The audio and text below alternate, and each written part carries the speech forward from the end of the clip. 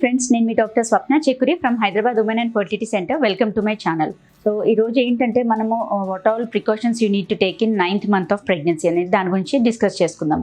Because 9 నెలలు పడ్డాక మనం ఏమేమి జాగ్రత్తలు తీసుకోవాలి to have a healthy baby and safe delivery. So వాటి గురించి డిస్కస్ చేసుకుందాం.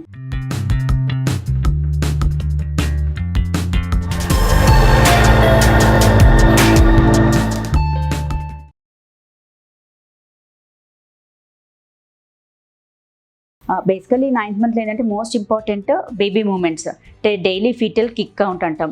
రోజంతా కలిపి కూడా మనకు మినిమం 10 మూమెంట్స్ ఉన్నాయా లేవో చూసుకుంటూ ఉండాలి. రోజంతా కౌంట్ చేయడం కుదరట్లేదు అంటే అట్లీస్ట్ బ్రేక్ఫాస్ట్ తర్వాత 1 hourలో 3 మూమెంట్స్, ఆఫ్టర్నూన్ లంచ్ తర్వాత 1 hourలో 3 మూమెంట్స్, నైట్ డిన్నర్ తర్వాత 1 hourలో 3 మూమెంట్స్ ఉండేటట్టు చూసుకోవాలి. ఏమాత్రం మూమెంట్స్ తగ్గినా ఇమీడియట్గా డాక్టర్ని కన్సల్ట్ అవ్వాలి.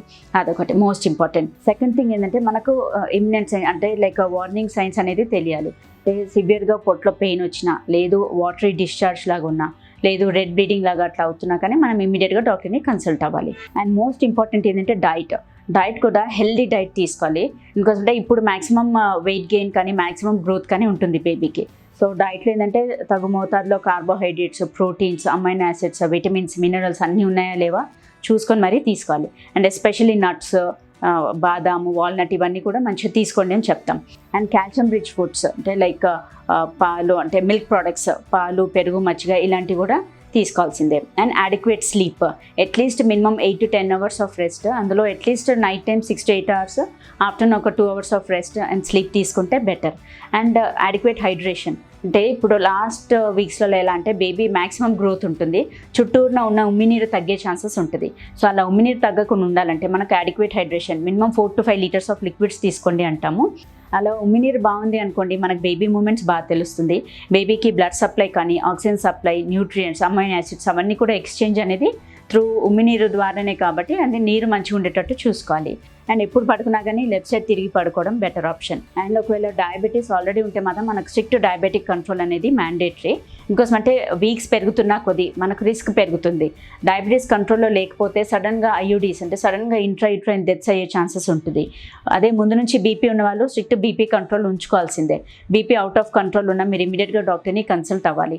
బికాస్ అంటే బీపీ ఎక్కువైనప్పుడు కూడా ఒక్కొక్కసారి ఏంటంటే సడన్గా ఇంటర్నల్గా బ్లీడింగ్ స్టార్ట్ అయ్యి సడన్గా హార్ట్ బీట్ ఆగిపోయి సడన్గా పొట్లోనే బేబీ చనిపోయే ఛాన్సెస్ కూడా ఉంటుంది. సో అందుకని బీపీ, షుగర్ ఉన్న వాళ్ళు మాత్రం ఈ లాస్ట్ వీక్స్ ఆఫ్ ప్రెగ్నెన్సీలో చాలా కేర్ఫుల్గా ఉండాలి. అండ్ దెన్ మనకు ఏంటంటే సిట్టింగ్ పొజిషన్. చాలా మందికి ఏంటంటే లాస్ట్ వీక్స్లలో బ్యాక్ పెయిన్ అనేది చాలా common.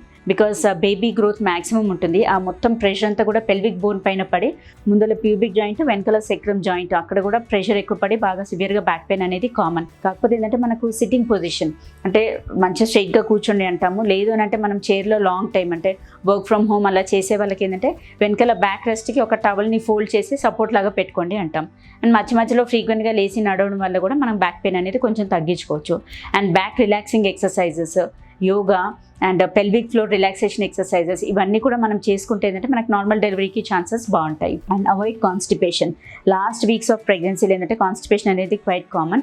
So high fibre diet తీసుకుంటే కూడా మోషన్స్ ఫ్రీగా ఉంటాయి. అండ్ దెన్ ఇబ్బంది ఉండదు. బికాస్ కాన్స్టిపేటెడ్గా ఉంటే కూడా పొట్లో పెయిన్ వచ్చేసి యూట్రైన్ కాంట్రాక్షన్స్ స్టిమ్యులేట్ చేస్తుంది. సో మనకు తెలియదు అది డెలివరీ పెయిన్సా లేకపోతే కాన్స్టిపేషన్ వల్ల వచ్చిన పెయిన్ అనేది కూడా తెలియదు. అండ్ బేసికలీ ఏమి ఇన్ఫెక్షన్స్ లేకుండా చూసుకోవాలి. Especially urinary tract infections and vaginal infections. So మీకు రిపీటెడ్గా వైట్ డిశ్చార్జ్ అయ్యి బ్యాడ్ స్మెల్, ఇచ్చింగ్ అలా వస్తుంది అంటే మాత్రం డాక్టర్ని కన్సల్ట్ అయ్యి ఆ వెజైనల్ ఇన్ఫెక్షన్స్ అన్నీ కూడా కేర్ ఆఫ్ అయ్యేటట్టు చూసుకోవాలి.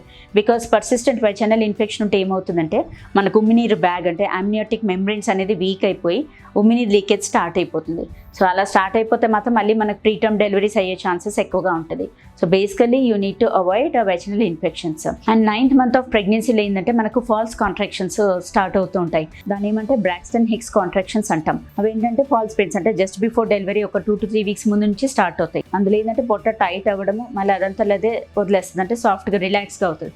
మళ్ళీ కొంతసేపు అయితే మళ్ళీ టైట్ అవ్వడము, మళ్ళీ రిలాక్స్ అవుతుంటుంది. But the intensity will be the same. అదే నిజంగా డెలివరీ పెయిన్స్ అనుకోండి, రాను ఇంటెన్సిటీ పెరుగుతుంది. అంటే కొంచెం నొప్పులు ఎక్కువ అవుతూ ఉంటాయి, ప్లస్ ఫ్రీక్వెన్సీ అంటే పదే త్వరగా వస్తూ ఉంటాయి. అవి ట్రూ పెయిన్స్. ఇవి ఏంటంటే falls pains. So false pains ఏంటంటే మనకు యూట్రస్ని అండ్ మదర్ని కూడా ప్రిపేర్ చేస్తుంటుంది అంటే ఫ్యూచర్ డెలివరీ కోసం. సో ఇది ఇది నార్మల్ అనేది అవగాహన ఉండాలి. లేకపోతే ఏంటంటే కొంచెం పెయిన్ రాంగ్లోనే ఇది డెలివరీ పెయిన్స్ ఏమో అనుకొని మిడ్ నైట్స్ కూడా వస్తూ ఉంటారు పేషెంట్స్, మళ్ళీ ఒక డే అబ్జర్వేషన్లో ఉండి మళ్ళీ డిశ్చార్జ్ అవుతుంటారు. సో ఫాల్స్ పెయిన్స్కి ట్రూ పెయిన్స్కి మనకు డిఫరెన్స్ తెలియాలి. దీనికి సంబంధించిన వీడియో మనకు డీటెయిల్ వీడియో కూడా ఉందండి, అది మీరు చూడొచ్చు. అండ్ అది కాకుండా మనకు ఏంటంటే nipple care is more important. Flat nipples ఉన్నాయి అనుకోండి, దానికి ఏంటంటే కొంచెం కోకోనట్ ఆయిల్ లాగా పెట్టి అది మసాజింగ్ కానీ స్టిమ్యులేట్ చేసి కొంచెం నిప్పుల్స్ బయటికి లాగడం కానీ, లేదంటే మనం సిరింజింగ్ చేసైనా నిప్పుల్స్ని బయటికి లాగాలి. బికాస్ పోస్ట్ డెలివరీ అంటే డెలివరీ తర్వాత మళ్ళీ ఫీడింగ్కి ఇబ్బంది అవ్వకుండా యాంటీనేటల్ పీరియడ్లోనే అంటే డెలివరీ అవ్వకముందు నుంచే మనకు ఆ ప్రిపరేషన్ చేస్తుంటే కొంచెం నిప్పుల్స్ అనేది బయటికి వచ్చే ఛాన్సెస్ ఉంటుంది, అంటే ఫీడింగ్కి ఇబ్బంది అవ్వకుండా ఉంటుంది. అండ్ దెన్ కొన్ని బాడీలీ చేంజెస్ అవుతాయి. ఇప్పుడు 9th మంత్ పడంలోనే చాలామందికి ఏంటంటే బికాస్ ఆఫ్ హార్మోనల్ ఇంబ్యాలెన్సెస్ బాడీలో టెంపరేచర్ అంటే వేడిగా ఉన్నట్టుగా ఉంటుంది, అది నార్మల్.